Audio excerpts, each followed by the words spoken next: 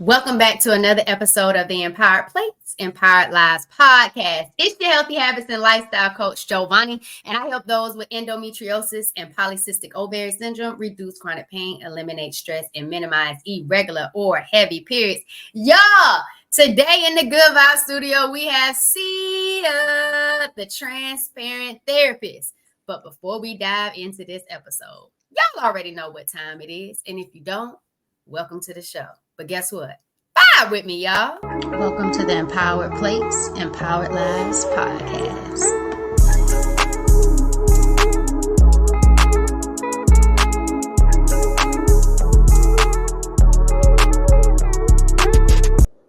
Yo, thanks for vibing with me, y'all. So today we have a whole transformative episode, and I'm truly excited about this guest that we have today, who embodies resilience, compassion, and profound expertise in the realm of mental health, but most importantly, stress management. Y'all, joining us today is Sia, also known as the transparent therapist. And she's a licensed marriage and family therapist and certified clinical trauma professional with the Surgeon Healing. Sia, how you vibing today? I'm feeling good. Thank you for that warm welcome. I feel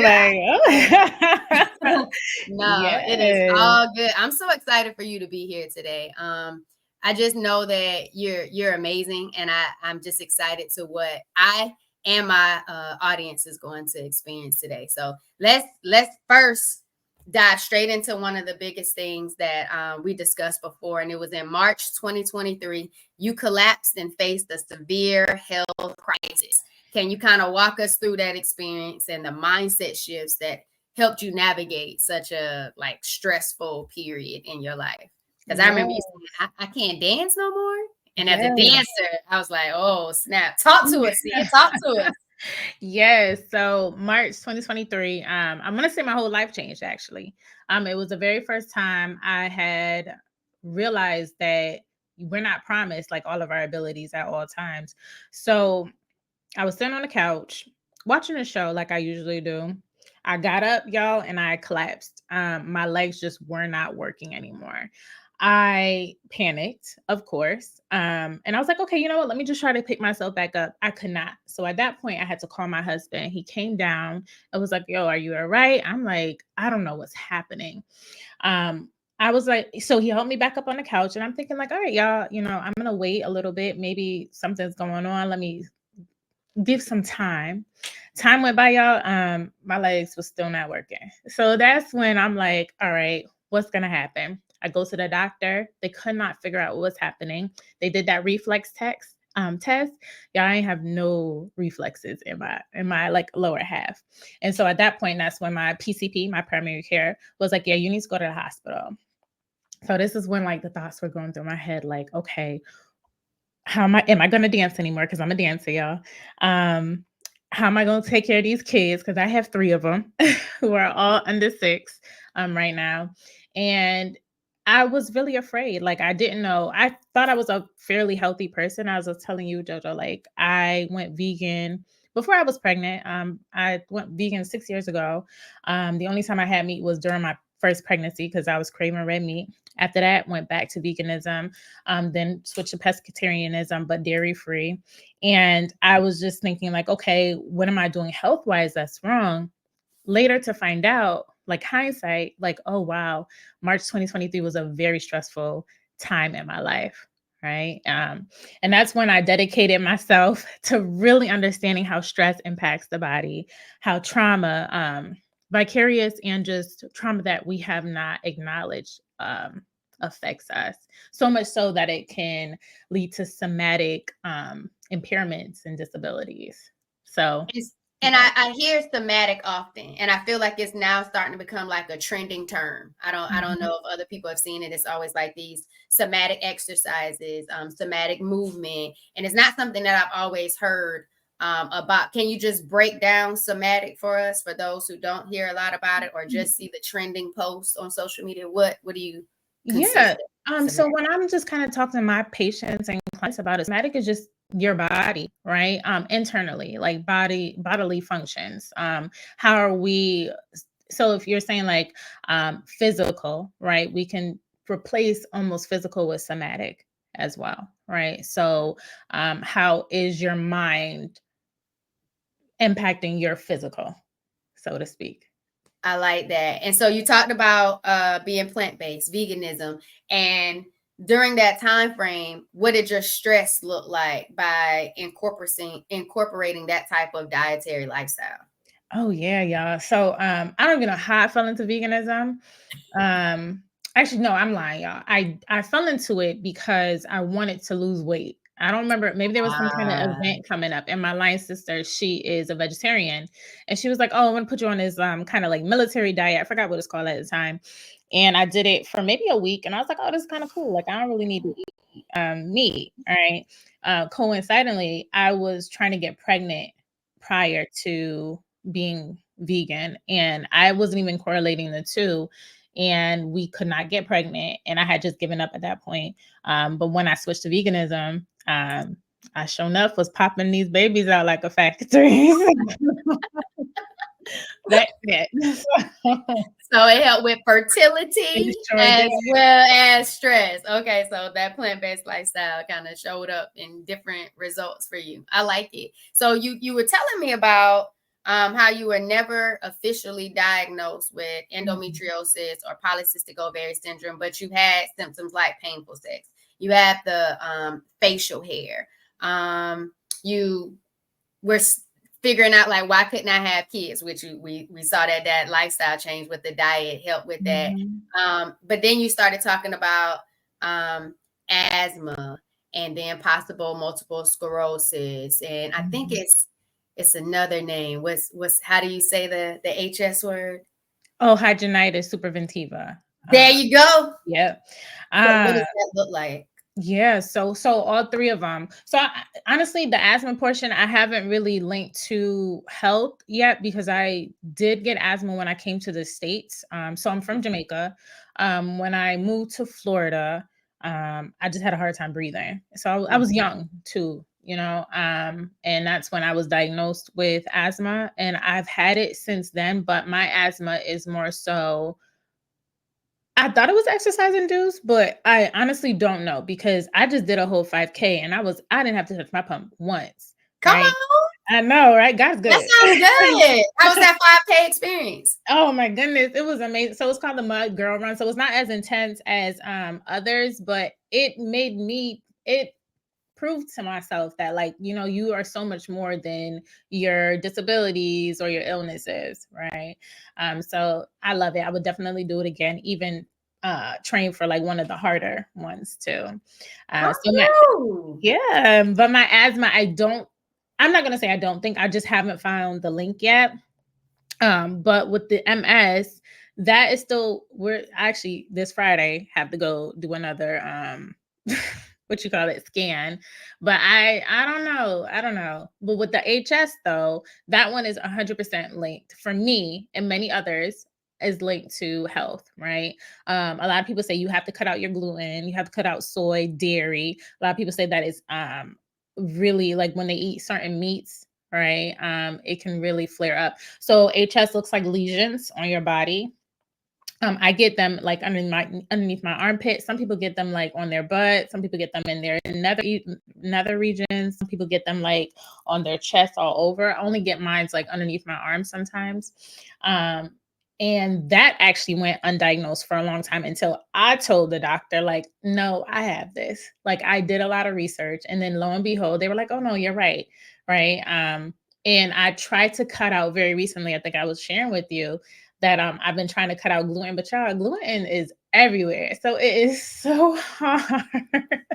Girl, you can tell when the gluten isn't in the food, whether Yeah. it's the pasta, whether it's the bread, whether Mhm. it's even in your salad dressings. Like gluten is everywhere. And I didn't realize until I was going gluten free and taking it out of my lifestyle how good gluten was. Like I know. Subway is nothing but gluten. I Like from the know. dressing to the breads to everything. And it's just like, y'all have nothing gluten free. But I think more people are starting to see how gluten is affecting the body and starting to create those options for people. And I'm appreciative of that because it's in the extra seasonings and preparations that we have to create those experiences to help the gluten-free people still have good foodie experiences. But that the gluten is definitely hard. But I love this approach to being conscious of what we're consuming.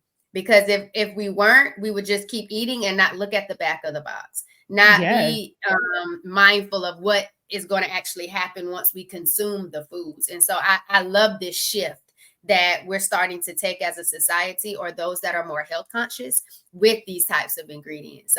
So gluten was a thing for you, huh? Yes, and I'm not gonna lie, y'all, I cheat a lot because I love me some bread. I do.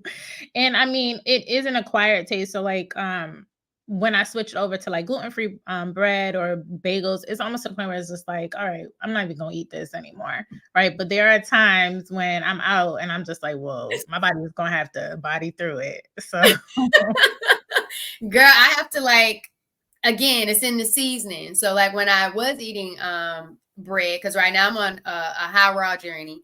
And so I think tomorrow might be 114 days. So like, so clearly no bread or pasta at all. But the gluten for like the toast, I would like put like the Udi's bread or something, and I like have to toast it and then like put like mayonnaise or something and then put seasoning on it. Like too, I'm just like, you're really trying to even like mask the fact that there's no gluten in this bread. Like I don't know what gluten is all about, but it definitely makes things good. Even with the pasta, like having to heavily season the water when you're boiling it, just so you can still have some good good flavor, so to speak, in it's a regards struggle.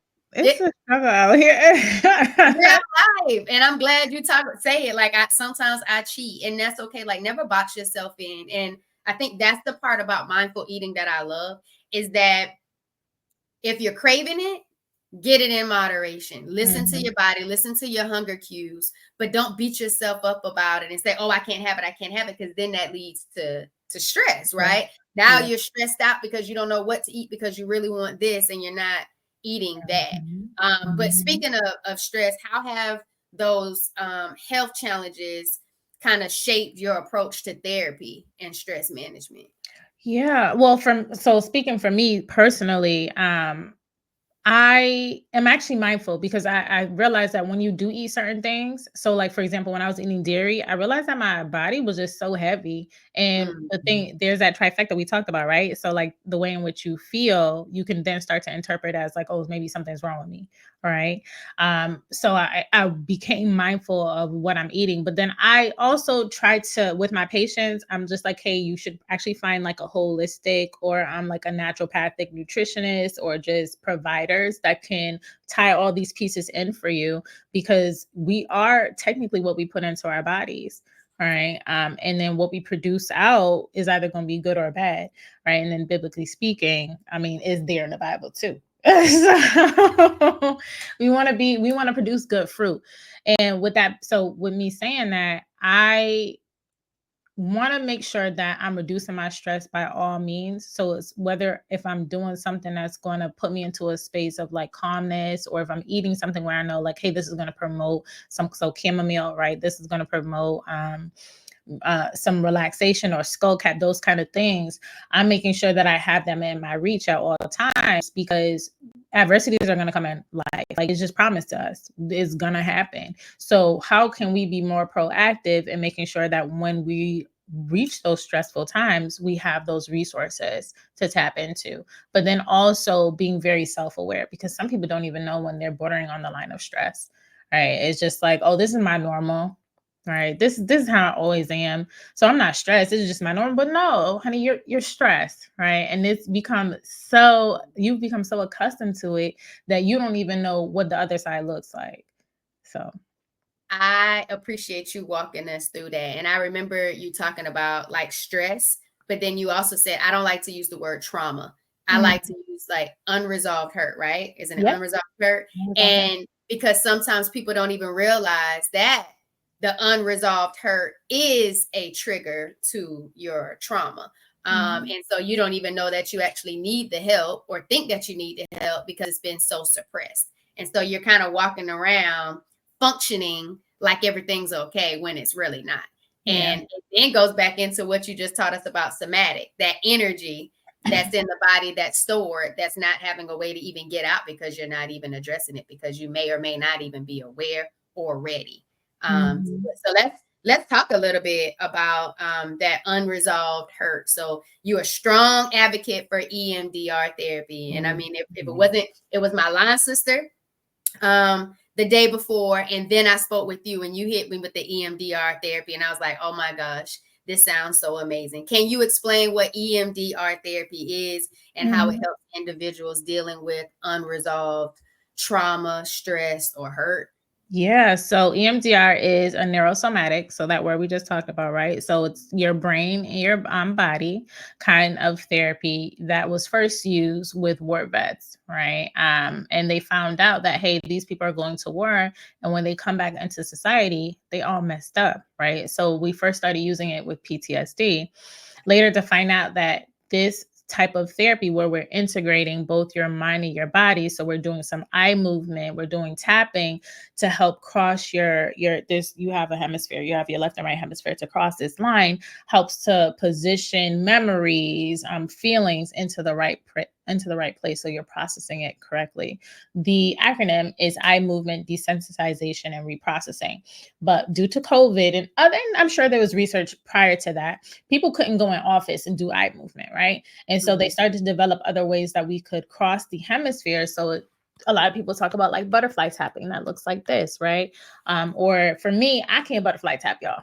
I don't know. It's not with my body. So I developed going like this, and the same thing, right? What happens is when something traumatic happens to us or stressful, or we have a hurt that has not been processed, it gets incorrectly stored in our brain. When it's incorrectly stored, we don't know how to interact with people in a normal way, right? So we might be hypersensitive, like we're realizing like things around us are triggering our emotions. We might be hypervigilant, where it's just like, hey, oh, I can't go on that street, or did you just see that man pass the street? Like those kind of things. Those are some indicators that you've been through some really stressful times that have changed or shifted the trajectory in which you are behaving with your environment. I love EMDR because it goes beyond talk therapy, right? So the crazy thing is, and a lot of therapists actually don't know this, because this is not something you get trained right off the bat in school with. When you go through something very stressful or traumatic, we have an area in our brain that's responsible for language, right? That part actually shuts off, right? So you have very limited language. The reason why EMDR is so powerful is because we don't really rely on a lot of language when we're reprocessing these emotions or these core wounds or memories. And that's why I'm a strong advocate for it, because the science behind it just makes so much more sense. It's just like, I can't ask you to tell me what happened to you and to go full in depth, because you're just not even going to have the words for it. What's going to happen is you're going to start feeling your body kind of close in on itself, right? You're going to start to become hyper aroused, which means that a lot of your emotions are going to start going and firing, and you're not going to know what to do with it. EMDR provides that safe place for you to do that, and it goes in steps, right? So I'm never going to throw you in and be like, Jojo, all right, tell me what happened. I'm going to give you the resources to say, okay, this is what you're going to do first. And this is how I know, like when you're getting to like a level 5 or a level from 1 to 10, if you're a level 5 and you're becoming triggered, okay, we're gonna tap into that resource before we even start reprocessing this. And I just think it's such a powerful tool because a lot of people don't use it enough, right? And it gets, I'm not gonna say fast, because everybody's healing journey is a little different, but it gets you to the place you need to be at your own speed. Because in this line of therapy, we say your brain is doing the work. We're not doing the work. Your brain is doing the work. And that's what you need to kind of heal from these things.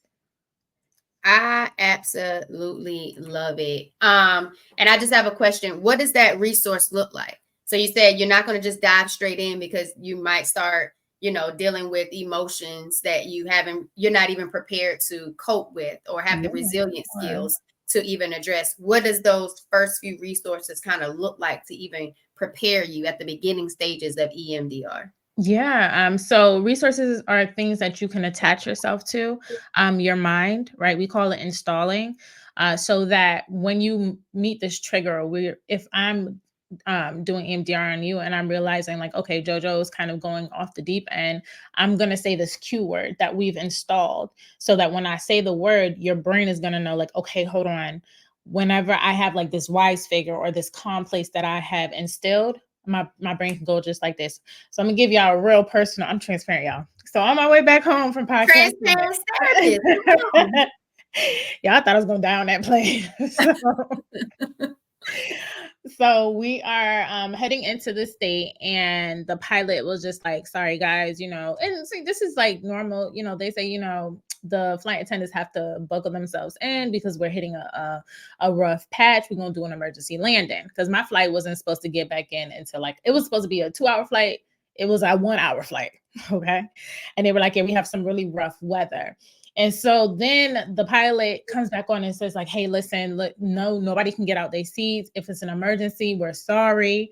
Right. And they were like, please make sure you know where your exits are. And JoJo, when they say know where your exits are, I started praying. I was like, hold on, I feel myself going into hyper stress mode. And so what I did was use my calm place. So I've installed with another therapist, because you can't necessarily do this by yourself. You should never actually tap. We call it tapping, or I move it by yourself. I installed with another therapist a calm place for myself. And so as soon as I tapped into it, I could actually feel the stress kind of fall off my body. And I was like, this plane gonna be all right. Right? Everybody else panicking. But I'm like, we're gonna be all right. And obviously I'm here, right? So we was okay. But it's just times in which you don't have control over your environment, where your resources, like a calm place or other things that you establish with your therapist or coach, can put you or get you onto the right path so that your body doesn't become overwhelmed. I loved that. That was great. That was a good example too. And every time I feel it, I clearly don't have the installments, and haven't worked with the people to do that. But as soon as we start hitting the turbulence and you feel the plane start to drop, I just kind of say, okay, is it that time? Will we pick this plane back up, or we going all the way down? Like, and it's just like, go back to sleep. And I just try to close my eyes and just go back to sleep. And so I love the installment. I love that you create these safe spaces prior to even getting into the unresolved hurt, the trauma, because it really provides that true safe space for you. And then the fact that you said EMDR allows it to be a self-paced therapy, that it doesn't go faster than you want it to go. It can go as slow as you need it to go, because it's all about you. And then the part where you said it's not based so much on language.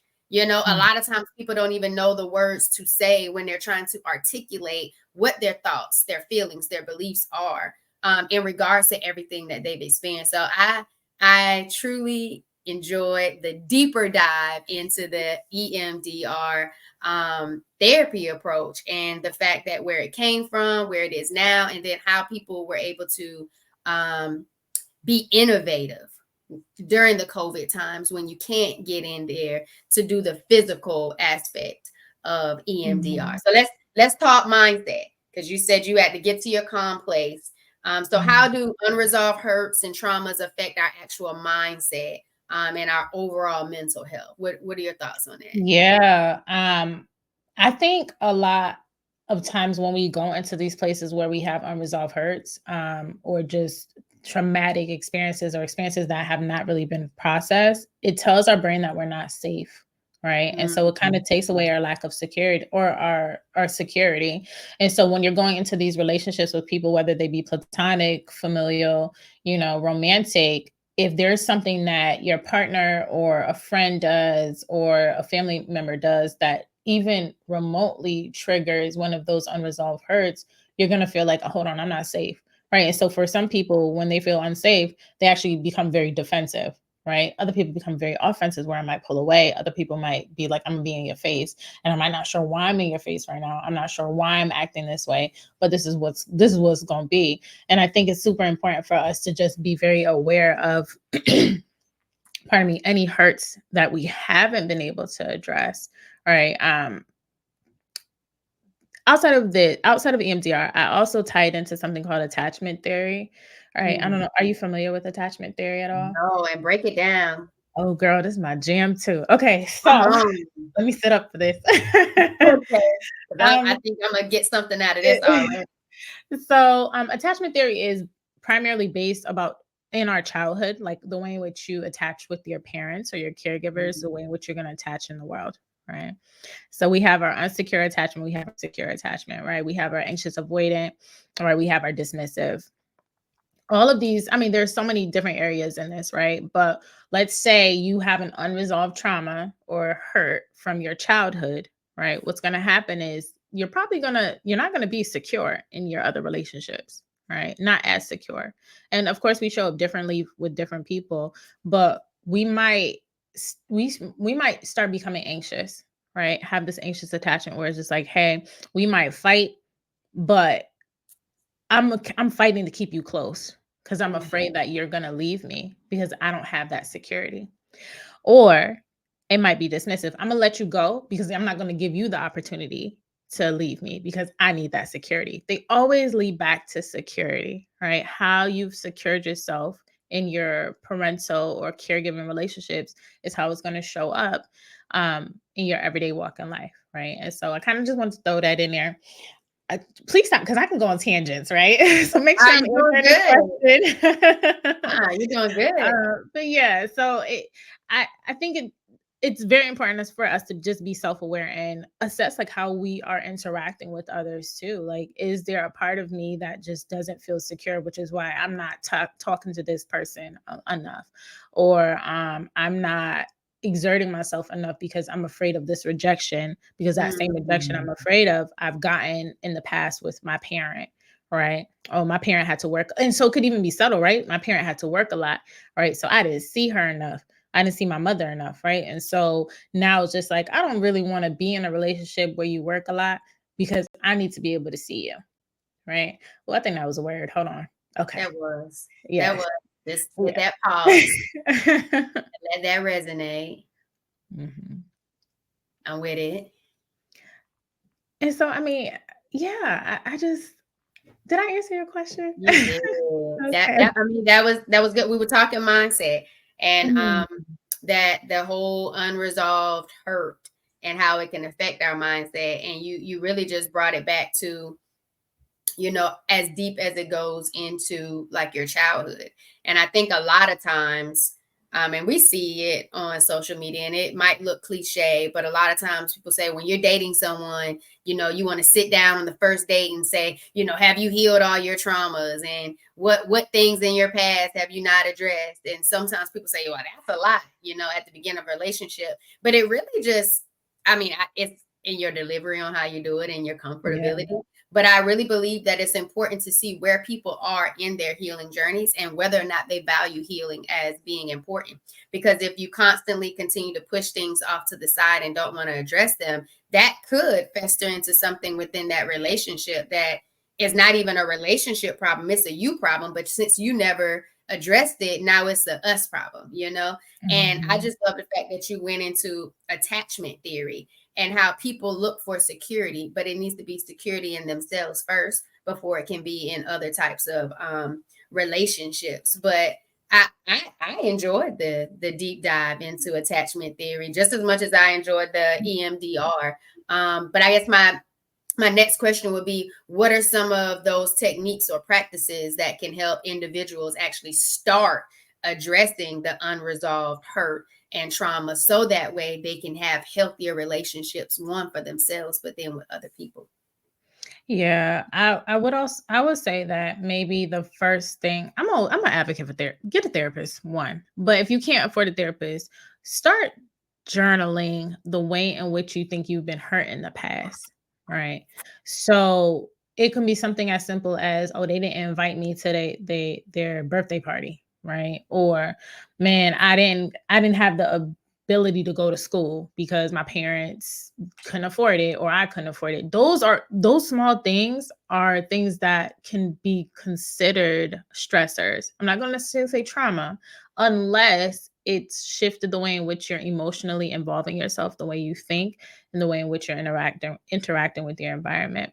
So start making a list of some of these things. Then I would say ask yourself, how do you show up to similar events in your life? Right. So let's say, you have a group of friends and they have I don't know, event going on, and are you expecting yourself to be invited to this event? And you can relate it back to what happened in the past. Oh, I didn't get invited to that birthday party. Now I feel ostracized or isolated. Okay, so now in the present, you have a group of friends, they have this. Do you feel the need to be always a part of whatever they got going on? And is it festering those same emotions of isolation? Right? Because if so, then that's an unresolved hurt that you haven't really gotten over. Right? There's a saying, and I always bring my culture into it. But it's like every bell that ring, you know, must go, meaning that every time something goes on, you don't have to be there. And if you are truly secure in yourself, you have to understand that not everything is going to be about you. And that also kind of ties into your security within yourself. So making that list, figuring out how you're showing up to those problems present day, if there's anything that mimics things that look like that list present day. I'd also say understand what your own triggers are. Is there a pattern? So I love logging behavior, right? Even for myself. So behavior and emotions, right? So maybe how many times out of the week am I truly angry? How many times out of the week am I truly like frustrated? How many times out of the day am I frustrated? And what is going on? What are these precursor events that's pushing me into these areas, because that pattern is probably going to reveal another unresolved hurt. Right. And then what you do with that is, for me, again, I'm just more about the somatic techniques, understanding what that hurt is trying to say to you, give that hurt a voice. Right. I'm mixed actually. So I don't know if I said this. So I love EMDR. But I also mix EMDR with another technique called internal family systems. And that was my bread and butter before I found out EMDR, but they mesh so well because they deal with complex trauma. Internal family system says that we are made up of parts. So we have our managerial parts, right? We have our protective parts. We have our firefighter parts, and all these parts show up throughout the day. Our firefighter parts looks like the behaviors that are bingeable, right? So let's say somebody made us mad. All right, I'm about to go eat this whole thing of ice cream, right? Or I'm about to go watch a thousand series on Netflix. Those are our firefighter parts. Our managerial parts are our parts of us that show up every day. So it might be somebody that's like super shy or super extroverted or introverted. Our protective parts they're all protective parts that are protecting a wounded part of us, which is also a trauma, right? That might have happened in our childhood. I bring that up to say that these parts come up and we have to be aware of when we're operating out of these parts, because we want to always be in self. And we can recognize that we're in self when we have something called the 8 C's. And the 8 C's that I don't remember all 8 C's, y'all, but the ones that I always focus on are creativity, confidence, curiosity, and calmness, right? When you're operating out of those 4, which remember there's 8, you know that you're in self. If you're doing anything outside of this, if you're not curious, calm, confident, that means that you're operating out of those other parts. And I'm not saying there's anything wrong with operating out of those other parts. Those parts are just not putting you in balance, right? Being super shy lacks confidence, right? Being super frustrated lacks calmness, right? And so you want to make sure that you are in these spaces and you're in self, so that when you're operating now through like some of these hurts, you're coming at it with a clear mind, and that clear mind can then give voice to what the hurt is trying to tell you. Right. So the hurt might say, like, oh man, I just don't have enough friends, or I don't have enough support to do this XYZ thing. Right. So yeah. I absolutely enjoyed all of that. I do. I love the journal. Journal the way you have been hurt in the past. Then okay, now how are you showing up in those things present day? And then what are you understanding about yourself, your own patterns from your own perspective? But the big one was logging your behaviors and emotions. Like, it's one thing to say, these are the things that I want to accomplish. It's another thing to say, this is how I felt today, and this is what I actually did. and seeing what that looks like and why, and reflecting on that. Like that journaling, like I've never seen that perspective when it comes to journaling. But the big one is give that hurt a voice. And what do you do once you give it a voice? What do you do with that voice then? How do you navigate that, Sia? Yeah. So let's say I have a client in front of me, it's like a series of questions that I'll ask, right? And I'm asking you to ask that voice, right? So say for instance, you're like, hey, I feel, oh God, I could talk about this all day. I feel like hurt. Like we're gonna say like I feel hurt. And I'll ask you, where do you feel that in your body? You might say, like, I feel in my throat or I feel in my chest, right? Then I might ask you, okay, how often is this happening?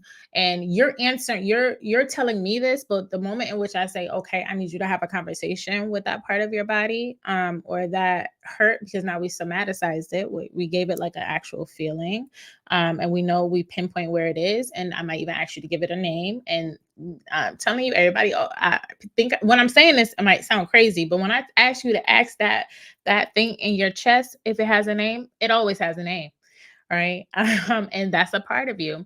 And so then we're just getting to know it. So you give it a voice. How long have you been here? How long have you been not trusting me? Because again, if that part has a voice and it's operating, you're not in self. Okay. So maybe, Jojo, I ain't trust you for the last 10 years. All right. Then you're asking it like, yo, don't you want to break? Like, aren't you tired of being tired? Aren't you tired of being hurt? Aren't you tired of being frustrated, angry? It always answers. So you're externalizing this emotion to give it a voice so that you can really understand and be with it. Externalizing the emotion so you can be with it, then deal with it. Mhm. So it's kind of like you're taking your power back. Yes, but I also wanna there's a caveat. So we're Okay. never trying to get rid of our emotions because they all serve a purpose. They're all protective parts of us, right? So they let us know if we're getting into a danger zone. And it could be a pseudo danger zone just based on, how we were brought up and the things and beliefs that we have about ourselves. But these emotions are there for a reason.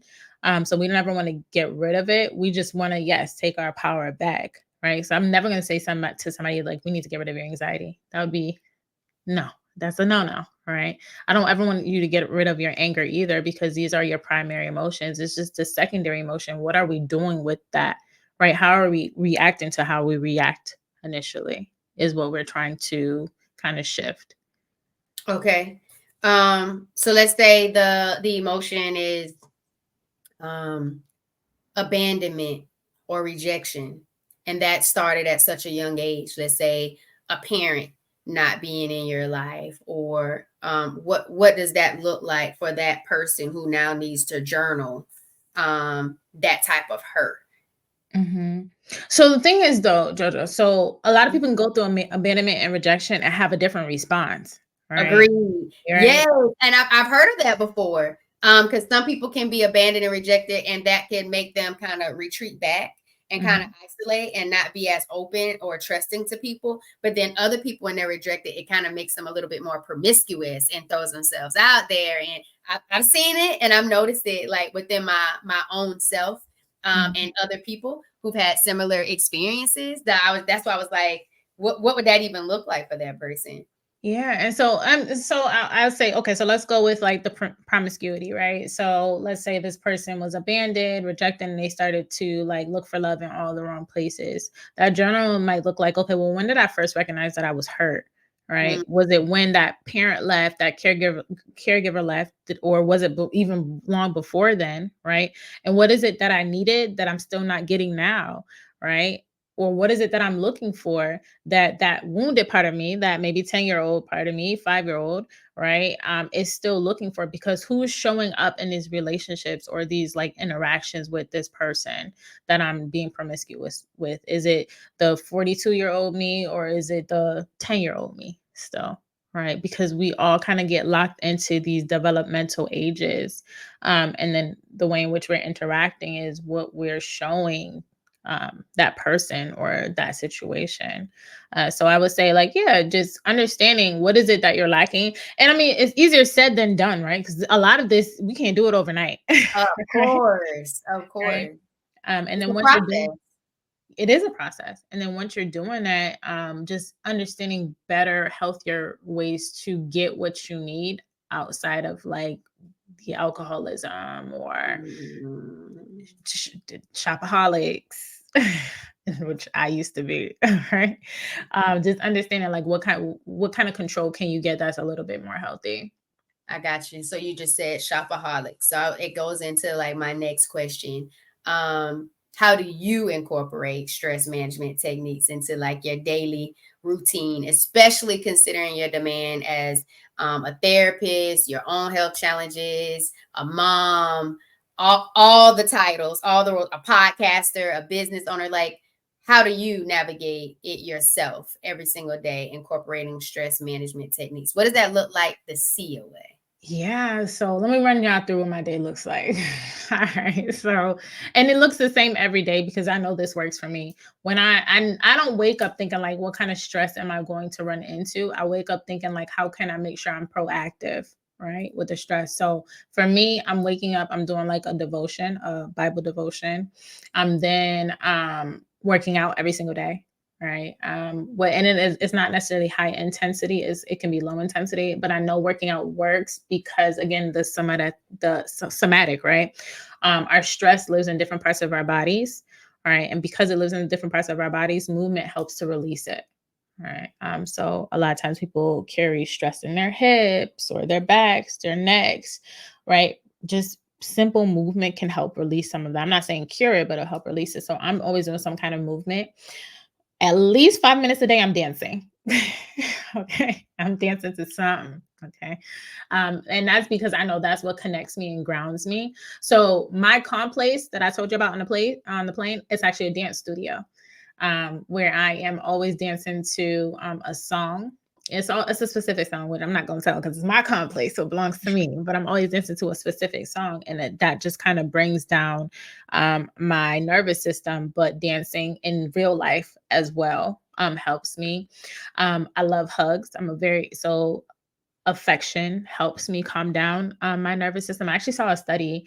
Actually, it might have been on social media, so I don't know if it's a real study, but they said there was a study that babies get, it has to be real, right? So babies become more calm when they're on their mother's chest, because it helps to kind of, I guess, syncopate the heartbeats and stuff like that, and just physical touch, like real skin to skin touch. And for me, like I'm always reaching for a hug. My son loves me, so he is always the first one. Actually, he knows when something's wrong with me before I know something's wrong with me, which is Mm. so scary, but it's amazing because he'll come and give me a hug and it helps so much, right? So it just kind of lowers my nervous system. So for those people who have others around and they're okay with touch, a simple hug can really help tell your amygdala, like, yo, you're gonna be all right, relax, right? um and I love eating. So I'm eating healthy things though, yeah. I used to eat very poorly, but when I realized like I'm putting like my go-to's are blackberries. So like if I'm feeling, yeah, and I realized I think blackberries on a list of things that I probably shouldn't be eating too. I think they're called nightshades, which I don't even want to get into, but that's why I say it's hard out here, y'all. It's so hard out here, but yeah. And I'm listening to my body, right? And so sometimes not sometimes, every day, and I forgot about this, I drink tea every day. Shout out to Melanie, because I told her every time Girl, man, I did that. yeah, I drink tea every day, and then I at least sit and meditate. Meditation for me looks like just sitting still. And it can look different for everybody. So I do want to throw this out here too. There are different ways to meditate. So some people are just like, oh, I can't just sit still. That's true. So when we're practicing mindfulness, like you asked before too, you have different ways to be mindful. So there can be an auditory kind of mindfulness. There's visualizations. My favorite one is like if you sit for 1 minute and try to just be still and listen to all the sounds around you and identify them, but in a non-judgmental way, it can really help calm your heartbeat down. And you don't even have to think about your heartbeat calming down. It just does it automatically. Right. So yeah, you just kind of pinpoint what it is you want to do. Or even with sight, I'm going to sit still and try to look at all the things that I see and not judge it. I'm not going to say, oh, this light is too bright, or oh, that sound is too loud. It's just like, oh, I hear a bird. I hear this. I hear that. And that really grounds you. And that tells your nervous system again, like, okay, we're safe. We're good. In this moment, we're good. So yeah. It also tells you that I'm still here, That part. and that's a big thing for some people, especially if everything in their mind is go, go, go, or what if their thought process is a little low at the particular moment in time that they're struggling with to shift their thought process or their emotions, because like you said, the emotions are real. But I Mhm. absolutely love the fact that you said for beginners who want to get into meditation and think this is such a hard practice is do that 1 minute exercise, that 1 minute just to observe everything around you, that 1 minute just to hear what is going on. It's just actually using those senses, just 1 minute of sensory activity. You choose the sense. I like that. I absolutely do, because a lot of times meditation is harder for some people. I like that you talked about visualization. That helps for some people. I know for me, I used to enjoy a guided meditation. So Mhm. then that way I'm listening and I'm focused on what it is someone's telling me to explore versus me trying to make sure I silence, the thoughts, try to get focused. Because even in a guided meditation, your thoughts could go someplace else. And again, it's like, hey, get back to listening. Hey, do you hear the guided meditation person? Like, I appreciate you taking that opportunity. So I like it. Meditation, herbal teas, those blackberries, working, getting that movement on so it moves the stress and the tension out of your body, and then getting in that devotional. So I appreciate you taking us through that proactive Sia type of vibes to make sure that you have an amazing day, or I should say, in the words of my other line sister, an overcoming day, because you Ooh. prepped yourself for everything that you don't know is even possible that may arise that day. So I like it. I Yeah, like it. yeah. So let's talk about these misconceptions. What are some common misconceptions about stress management that you often encounter, and like how do you address these Mm. with some of your clients? That's a really good question. So, I think for one, I think I might have mentioned it earlier. Like people think like, oh, walking is not going to help, right? Walking actually does help. So not just movement, but walking is actually one of those things where I talked about earlier where it's crossing your hemisphere because it's a left and right movement. It actually tells your brain, okay, hey, we're doing something with this activating trigger that we have. So walking does help. So that's a misconception that walking doesn't help. A misconception which I've I remember earlier in my career, I used to be like, yeah, I don't need a journal, right? I used to tell my clients that. And for some people, I will say you don't have to journal, but a misconception is journaling looks like just writing. Journaling can look like a voice diary, right? Where you're speaking into a recorder and saying, hey, this is what happens, this is what I'm feeling like. Journaling can look like art, like drawing. So that's me. So I like to draw and like doodle and stuff. It helps again to tell your brain it's okay. Let's calm down. We're doing something. So that's a misconception. Another one for stress management.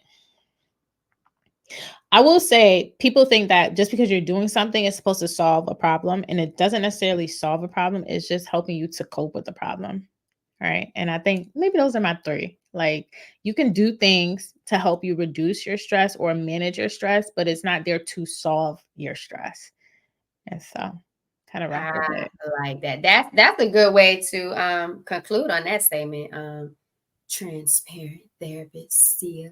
I think that was really good. I like that. You're really coping with the stress, not necessarily solving it. And so there's work that actually needs to be done in order to actually resolve Yeah. the unhurt, the unprocessed or the unhurt, like the troubles that you said. I don't want to say the T word because I know you said the unresolved hurt. Is that it? Resolve hurts. Yes. Unresolved hurt, yes.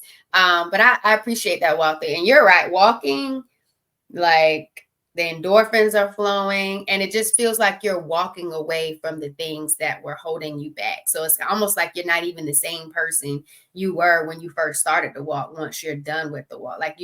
It's like it's that release of the somatic energy that you were talking about. Like it really Mhm. does get stuff moving and get stuff out of you. So I thank you. Thank you for that. So as a therapist, known for your transparency and your empathy, which you've already been doing here on the Empowered Place, Empowered Lives podcast, how do you build trust and a strong therapeutic relationship with your clients? Because you're teaching them to create that safe space within themselves, but you all have to have a safe space. Mm-hmm. Well, for me, I take feedback, right? So I build trust with telling them, like, if you come into my office or you're seeing me, the very first thing I'm gonna say is, you can quit at any time, right? And that's just giving somebody an out, right? Because when you show somebody where the exit sign is, they feel a little bit more comfortable and have more security in you. Um, I also meet my clients where they are. So I'm not, even though you might fill out an intake form and say, like, hey, I'm here for because somebody just passed away, I'm not going to ask you about that until we kind of build some sort of rapport so I can understand who you are and you can understand a little bit about who I am and how I can help you. Just creating that environment where it's just like, okay, I'm talking to a friend, but a little bit more than a friend because you're not paying your friend to talk, right? So I'm making sure that you feel most comfortable because I'm also telling you, like, I'm not gonna be everyone's cup of tea. Just like how you shop around for like a hairstylist or a barber, or you shop around for that right suitcase, right? All those things are serving a purpose and they're all going to do the same thing, but you're going to know what's right for you. So I make sure I'm very forthcoming with my clients and my patients. And I say, like, this is what it might look like. If at any point you feel uncomfortable, let's assess it first. Cause my job is to make you uncomfortable because we have to get uncomfortable to kind of grow. But if it's like, hey, this kind of therapy is not working for me, then okay, you have an out. Right. And I'm going to refer you to somebody else. So I'm also giving them that space and that environment to feel like even if I do leave, she can give me somebody else, right? And it's just kind of like building that connection. And then we kind of get into the nitty gritty once we have like established that rapport and you feel safe enough to share where you don't think I'm going to judge you. Because I have had clients come to me be like, oh my gosh, you're the first, therapist who hasn't judged me. And I'm like, this therapist out here judging people? So yeah. I agree. And sometimes you hate to hear that. That's just I like me hearing do. like teachers being bullies. It's like, you got teacher bullies out here? Like, they the last ones that's supposed to Crazy. be in the school bullying. Like, we're supposed to be, encouraging and empowering you to believe that you can be all the things that you can, not bullying you. And so sometimes we do see people being in the wrong professions or not having, let's say, the right ethic Mhm. with building rapport and establishing relationships. My biggest thing in what you just said though was, here's the exit signs. And it's not easy navigating finding the right therapist for you because you're still trying to figure out who you are and who you want to help you in figuring that out. It's like it's an exploratory type of journey and experience. So it sometimes it takes going through a few therapists before you find the right one for you. So being able to tell them, say, hey, here are the exit signs. I think that's beautiful. But I also love that not only are you exiting, but I'm giving you referrals to other people that you may pursue because you want them to continue on this journey Yes. healing. And you don't want to say, oh, well, just because it's not me, you better find somebody else. Like, I love that aspect for you because, hello, she already said it earlier, get you a therapist. And if you haven't found the right therapist, don't stop because you deserve Mhm. to find that right one because you deserve to go on this healing journey and be your best self and get some of this stuff out of you and get to love you in a way that you probably never even got to love yourself before. And so I love that, Tia. So thank you You're for welcome. that. And speaking of your clients, what has been like your most rewarding aspect of your career in trauma therapy or stress management? And Oh, wow. I don't think anyone's ever asked me that question. Honestly, just having my clients show up, because it just shows me that they're still dedicated to their healing.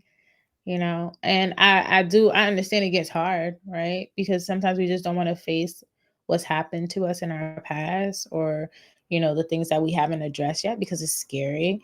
But I think the most rewarding part is just seeing people kind of push through it and still want to work on it and be better versions of themselves. And I think that's probably like the best thing I could have ever asked for, like just being in this profession. I like it. That makes sense because you want them to have that transformation.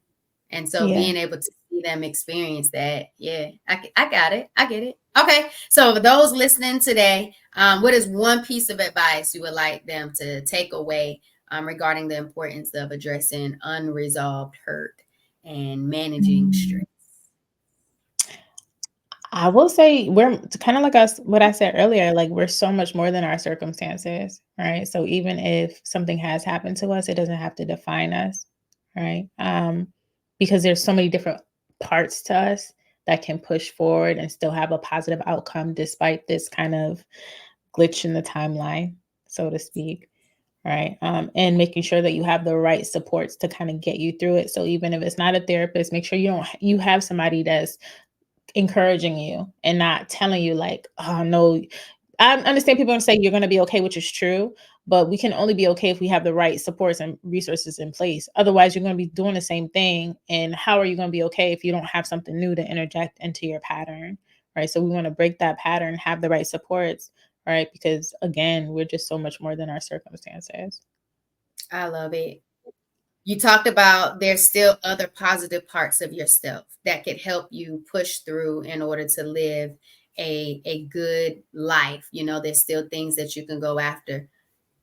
Talk to the person that's struggling and they can't see anything positive with themselves or their life because of the circumstances that they've experienced. What would you say to that person listening today who just feels so overwhelmed with life, so overwhelmed with their circumstances, haven't really received that help or those resources to kind of push them forward?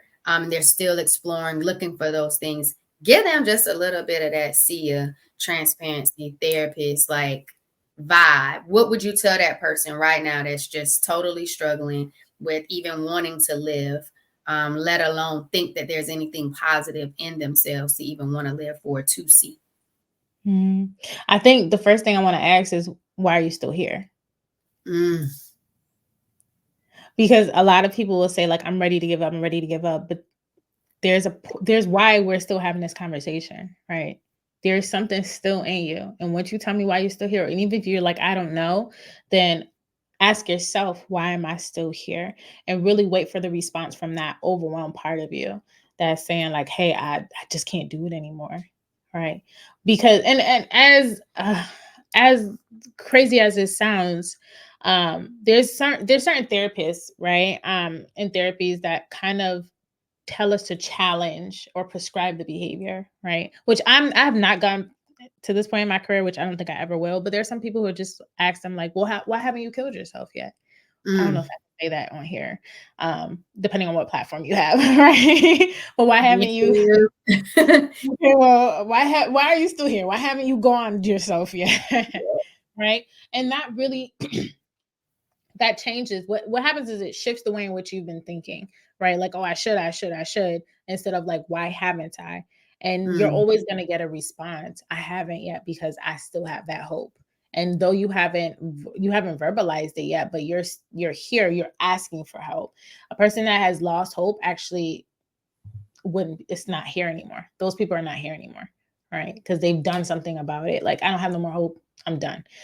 Because we're having conversations, because you're showing up, because you're reaching out for help, that tells me that there's a part of you, even if it's a very small part of you, still has some sort of hope left on, and is just waiting for the right person to kind of grab onto it and do something else with it to help you through it. Even if you don't have supports yet, the great thing about this is the world has billions of people, right? And so I would also tell that person, maybe it's time for an environmental change. I'm not saying uproot yourself and like move to another state or country, but move out of your normal environment. Maybe you're on this corner today. Why don't we go to this other street block today? Why don't and get yourself in front of as many people, because there's going to be someone that's going to be able to hear your story, help you, and move you into that right place. It's just we have to position ourselves. All right. So I love it. Thank you, Sia. you're So, welcome. last two questions. All right. So, for the girl dads, the male role models, the male partners to those who might be experiencing painful periods, pelvic pain, endometriosis, polycystic ovary syndrome, what advice or tips would you give these male counterparts in order to be more supportive and engaging in regards to this realm of health? Oh my goodness. So funny you said that because actually I have somebody that's going through that and I had to speak to her partner. Right. Um, for one, I would say you have to understand what part of you is coming up when your partner's telling you you're going through this, or that person is telling you you're going through this, because that part of you also needs healing, just like how your partner needs a little bit of healing. Right. And offering that grace, but understanding too, is it a scared part of you that's like, I don't know what to do because I can't help you. All right. And checking that at the door, because your female counterpart doesn't need to hear that right now. Right. Not saying that we can't address that, but your female counterpart is like, hey, I'm actually in the same boat with you. I'm scared just with you. But the way in which you're coming to me, whether it's aggressive or just ignorance, or just you're not giving me the space to be while I'm going through these hurts, it doesn't help. Right. So just understanding how you're meeting your partner, right, who is going through endo or anything else that requires a little bit more empathy and a little bit more softness from you, and tapping into that part of you. And it's going to feel awkward, right? Because maybe you're not naturally a soft person, or it's going to feel awkward because you don't want to hear what's happening because it scares you. Right. But offer yourself and your partner that space to hear, because I'm so sure that when you give her that space to hear, right, she's then going to be more open to hear about how you're scared, if you have words to address or title what you're feeling as well. Because most of the time is like, I don't, for men, and I don't like categorizing, but for men it's just like, because I don't understand it, I fear it, and then I put aggression or ignorance or just space between you and or me and that thing. Right. And it's just like, no, you're scared just the same. You just don't know what to do with it. Right. And so let's just offer each other space to understand, because it's hard. Oh my goodness. Going through and especially if you've been through surgeries and things like that, people need time to heal. People need time to process, like, oh my gosh, I have this. Right. And I need support in this. So not being able to have a support in your counterpart hurts. And so you just have to allow each other space to be that support. And what about for those young girls that have these dads and male role models? How can they better support during this time frame? Yeah. I would say educate yourself. Right. Because then there's that ignorance again. It's just like, I don't understand it. I don't want to know about it.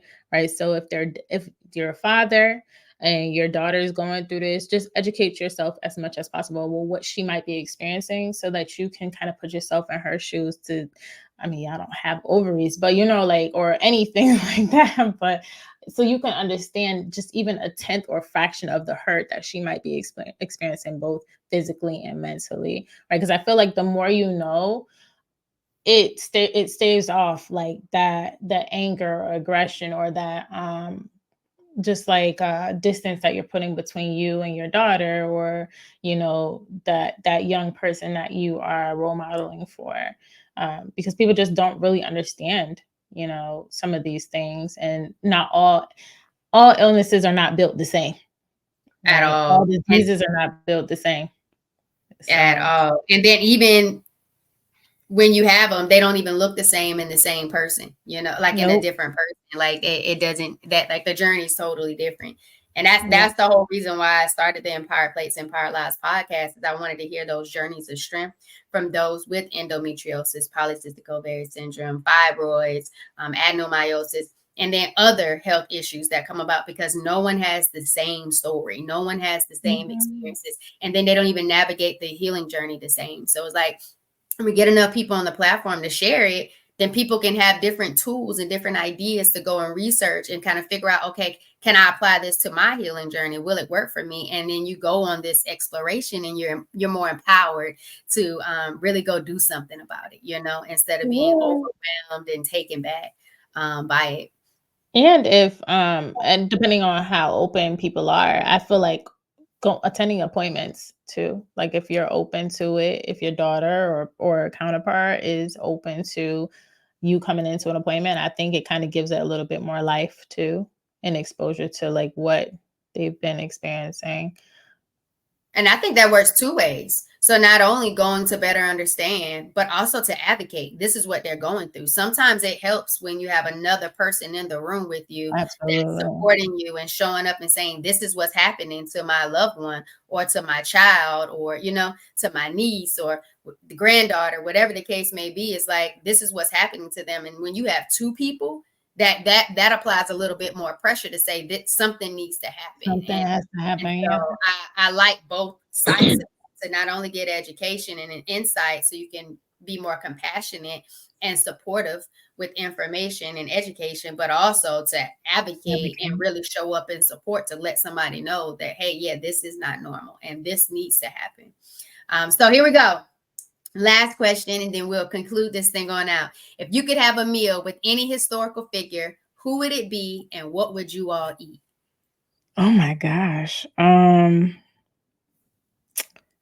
Wow. Is it cliche? I literally just want to sit with Jesus. I know that sounds so You're crazy, not the but first. You're not the first to say it. That's fine. That's your no. person. Now Okay. what y'all eating? Because you don't say fish and bread because you're trying to get that I gluten with know. the Lord. Yeah, I can't do it.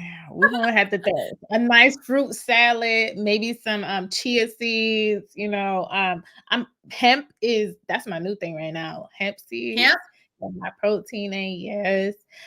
But I would have to have me. I'm on this like new it's called Olipop. I just discovered that drink is amazing for me. It's like a probiotic, and Jesus gonna love him some Olipop too. I don't care what he say. So that's what we that's what we eat. So y'all having a fruit salad with some hemp seeds and some olipop. Yeah.